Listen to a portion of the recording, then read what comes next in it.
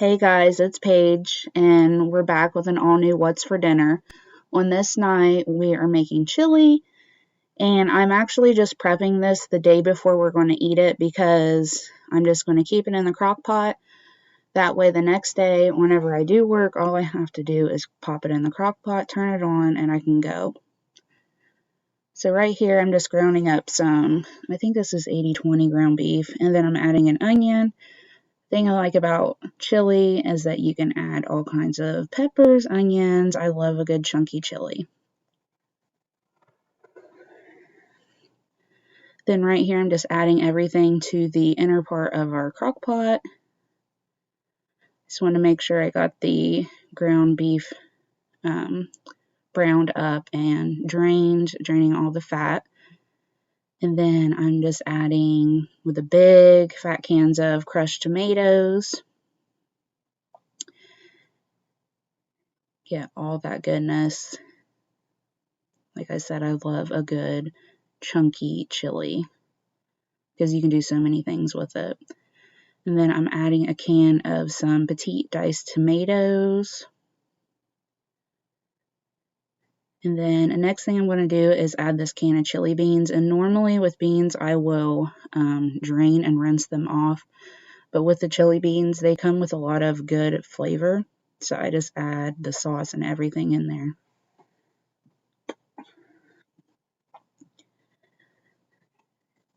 And I use this chili packet because without it, I use up so many of my spices for chili because I heavily season it so much. So using the packet just saves a lot of time, saves a good chunk of my spices. But something that I love to add to chili is brown sugar. I feel like it gives it a whole nother flavor. As a kid, my papa and my mom always made like spicy chili, so I would always add sugar like individually to my bowl. But as an adult, now that I'm making my own thing, I prefer chili more on the mild side with a sweet background flavor. Ignore the dishes in the background. And I'm just getting this all mixed up. That way, all I have to do is pop it in the fridge, and then the next morning, all I did was pulled it out of the fridge, put it into its heating element, plugged it in, turned it on, and then whenever Glenn and Harper got home, they had dinner waiting on them, and they can eat it however way that they want to. And when I got home, I just air fried some tater tots, and I did my own version of Sonic chili cheese tots. This day, I had some vegetables I needed to use up, so I made a chicken stir fry, and I actually thickly sliced a chicken breast, and I had it marinating in some mayonnaise with paprika, onion, garlic, I think a little Dale's, and then I would just brown each side of the chicken piece, and then I would just kind of pile it up and keep going. That's a good thing about stir fry is you can use one pan and just be done with it. But I love mayonnaise so much on chicken because it gives it a nice brown, and it also makes it so tender somehow. I can't believe it took me 20 some years to figure out that mayonnaise is such a good thing to use when you're making chicken. And then here's everything else I'm going to add. And for my sauce, I'm going to use beef broth, cornstarch, soy sauce, and some garlic. And I'm also going to add some brown sugar to it. I will put the exact measurements down, the recipe, in the description box down below. This made a lot of sauce, which I like because we serve this on top of minute rice. Just adding all those vegetables, and this turned out so good. I just wish I would have added more vegetables because I love a lot of broccoli and stuff in my stir fry. And right here, we're just plating it up. And like I said before, I really love to make this on top, put this on top of rice. The sauce just comes down and it the rice absorbs it and it goes perfect. So definitely make a little extra rice for this. And this is super good and easy to meal prep too as well. I just love how little pans you need whenever you're making a stir fry. And then what is life before 90-second rice? I would love to know.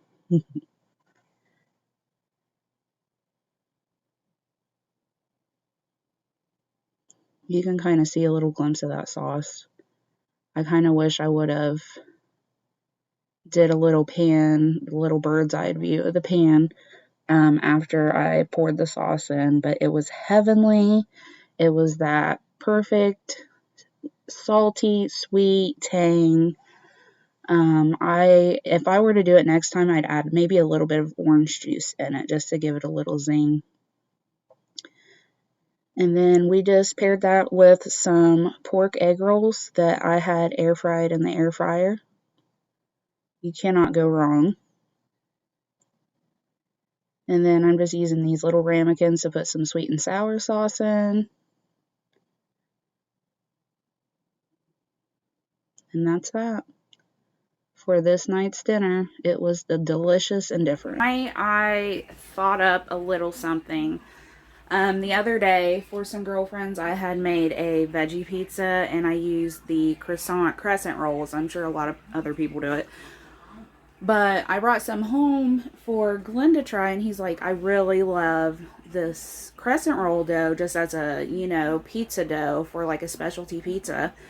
So we thought, why not do like a barbecue chicken sort of deal with the same crust concept.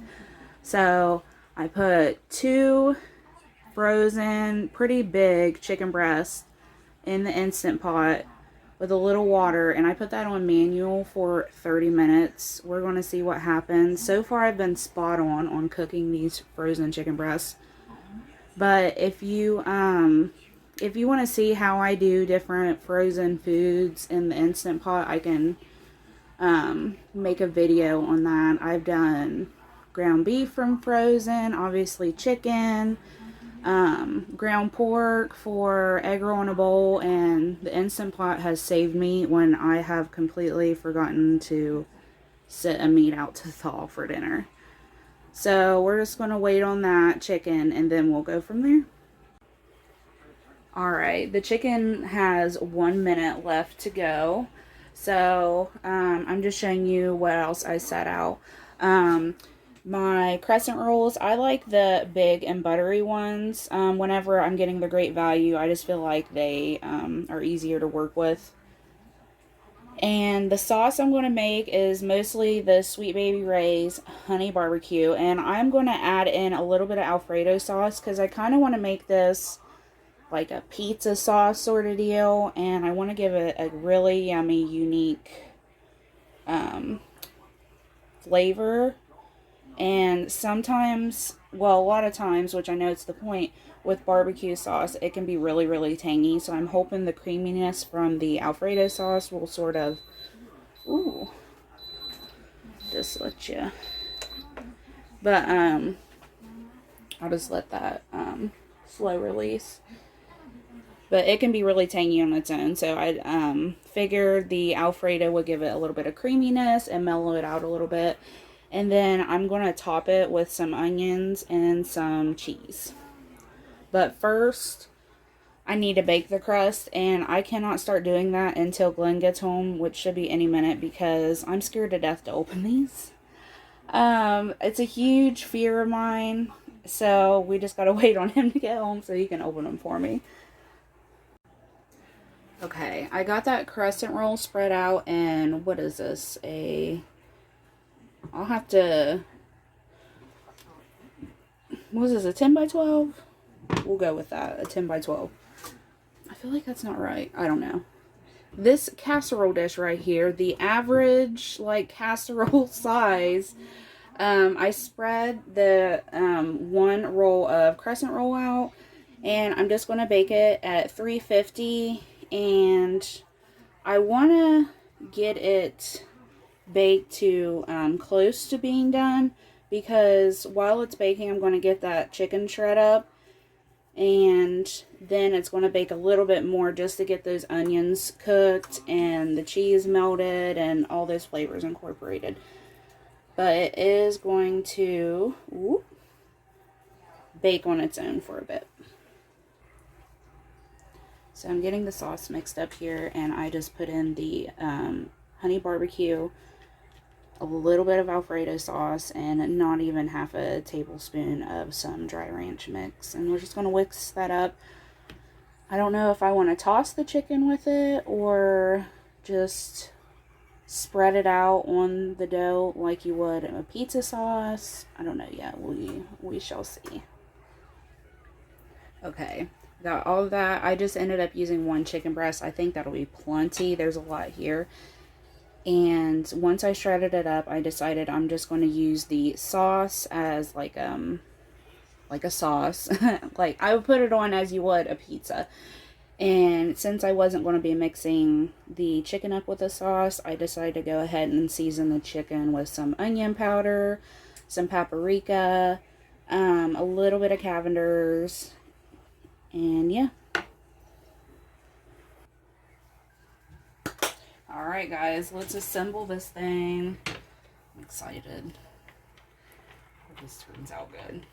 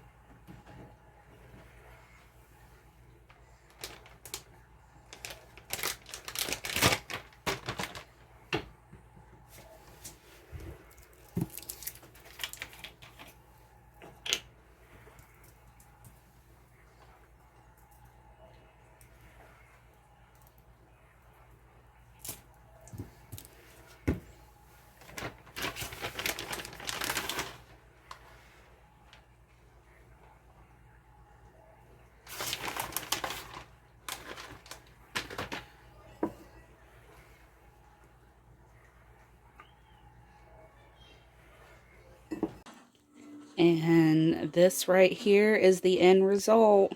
And I just am going to pair that with some potato salad that I made earlier today real quick.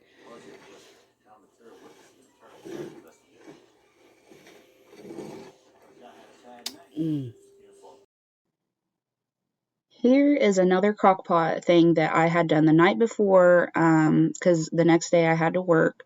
So it's so nice to be able to just pull it out of the fridge, stick it in a heating element, and then you know that whenever your family gets home that they have dinner. So this is just some shredded chicken burrito bowl mix, and I'm taking just some frozen chicken breast, boneless, skinless, and I am taking this Hidden Valley Fiesta mix, and I'm going to take half of it and just sprinkle it on the breasts, and then I'm going to add some no salt added diced tomatoes,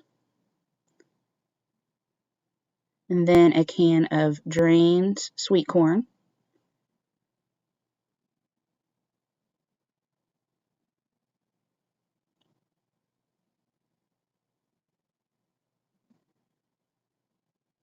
And then some drain and rinse red kidney beans. And just for good measure, I'm adding a little bit of broth, just what I had on hand. This is the next morning. I'm getting ready to go to work, but I'm just showing you exactly what I do. I pulled the crock out of the fridge, just stuck it right there in that heating element. And then my only hard task about this is remembering to plug in the crock pot before I turn it on and leave the house, because that is a bit of an issue. I've forgotten to plug it in so many times I can't even count. But here it is, and all he has to go home to is just shred it up. And this night we made homemade subs, and instead of getting the small sub buns, I just got one big French loaf out of the deli. And I'm just going to take a serrated knife and go through and have that. Be extra careful. But I love these huge loaves. I think we ended up making about 4 different sandwiches out of this. Well, 4 of the same sandwiches. But once I have that, I take some of that extra bread out of the top. That way there's more of a cavity to put in the meats and the vegetables and all that other good stuff. It's just something we prefer to do. But if you like that bready texture, then by all means leave it in. This is a garlic spread. You can certainly use room temperature softened butter and just some granulated garlic powder and some Parmesan cheese. But this adds a whole different level of, what's the word I'm looking for? Just a different level of flavor to this bread. It just makes it a little bit more special. And a restaurant around here does this with their sub buns. They do like the garlic butter and then the Parmesan cheese on top before they bake it, and it just sets them apart from everybody else. So it's something that whenever we do homemade subs, I like to do too. And I'm definitely being extra generous with this garlic spread. It's so, so good. And now that I got that buttered on both sides, I'm just going to go ahead and build my sub. So I'm going ahead and taking some of this marbled Colby Jack cheese. And I'm just putting some in the top. And eventually when I pull this sub out, after it bakes, I am going to put another layer of the sliced cheese. And then I'm taking these bigger sliced pepperoni that you get sliced from the deli, and I'm just layering them on the other side, because whenever the slices of pepperoni start cooking and they release that grease, you want the grease to go on the bread. That way it's not, going onto the cheese or anything and making a slippery, messy sandwich. Then I'm taking some Black Forest ham, and I'm just kind of folding that up deli style in the sub.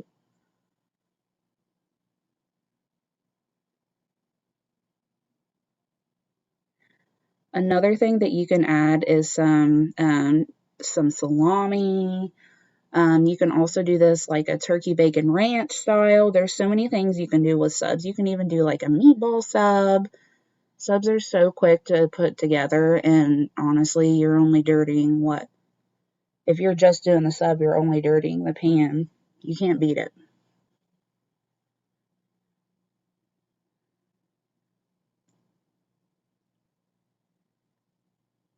And then, of course, you can add more meat if you like. I really love adding tons and tons of veggies, so I'm just going to leave this as it is. But I'm going to set our oven to 400 degrees. And then once that starts preheating, I'm going to go ahead and get started on the side, which is some stuffed mushrooms. And here I have some baby Bella mushrooms.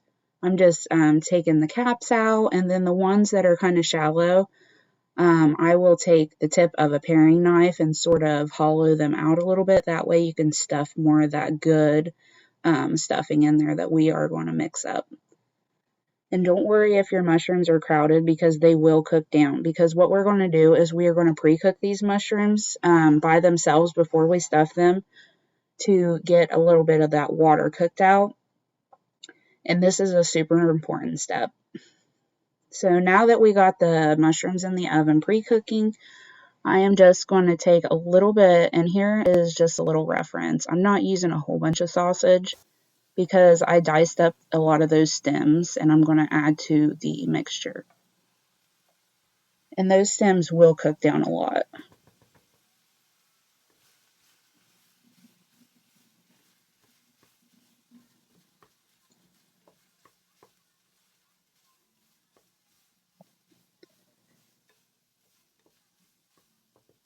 And now we are getting to the seasoning. I'm just going to add a little bit of Cavender's. And I also added some garlic, and you can add some onion powder. Maybe hit it with a couple dashes of Worcestershire sauce, and I think it would complete it very well. I do a version of this without the sausage, but with crab, and it's super divine. Oh, I love stuffed mushrooms, you guys. So it looks like everything's good and brown. Cooked through, those mushrooms have cooked down nicely, and I'm just going to add some of these Italian breadcrumbs. Not even a whole tablespoon, I would say. This just adds some bulk to the mixture, and it also allows the mixture to absorb any excess liquids, because I don't know if you've ever been to a buffet that's had stuffed mushrooms, but they're really watery, and whenever you bite into them, it's just like water goes everywhere. You lose your stuffing, and it's not a good combo. So whenever you mix the breadcrumbs plus doing the pre-cooking and getting all that water cooked off of the mushrooms, it just really makes for a perfect stuffed mushroom. And right here, I'm adding some cream cheese. I just had some whipped cream cheese, so I'm going to add about maybe half a cup. And once I get that cup in there, I'm going to mix it up real good and then just put a lid on it. That way it can soften and cook through and incorporate real well. And as you can see, you see all that water, you guys? You just cooked all that off, and now that will not cook into your stuffing. So I'm just going to take the best way to do this for me is just to take a paper towel and go through and blot all that excess water out. But if you want to go through and pick up the mushrooms individually and pour the water out, by all means, go ahead and do that. But see what I mean about how these mushrooms, they cook down. So if you're, a little snug when you initially put them in, don't worry, they will cook down. And I cook these in the oven on the top rack at 400 for about 8 to 10 minutes.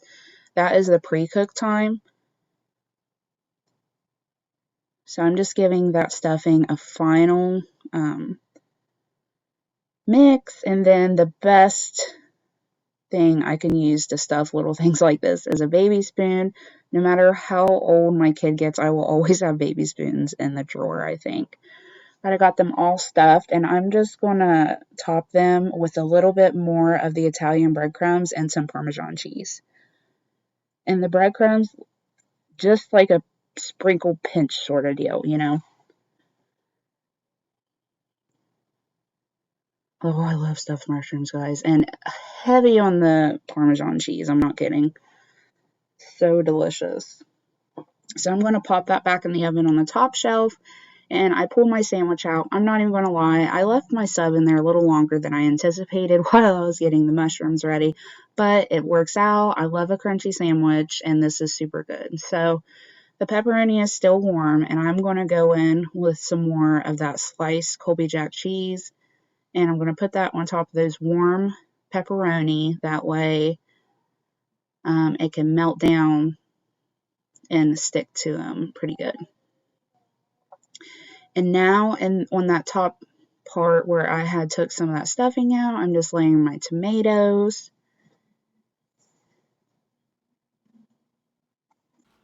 And then some lettuce. I feel like lettuce and tomato just set off any kind of sandwich that you do.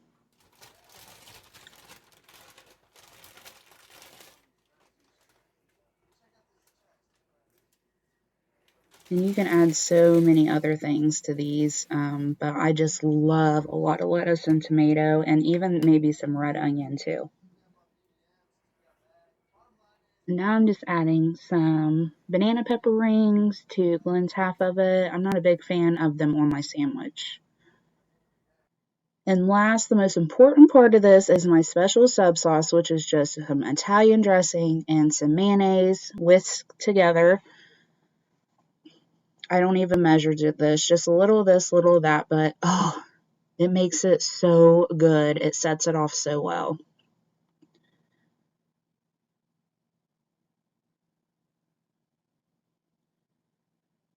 And then after I get that on there, we're just going to cut it up,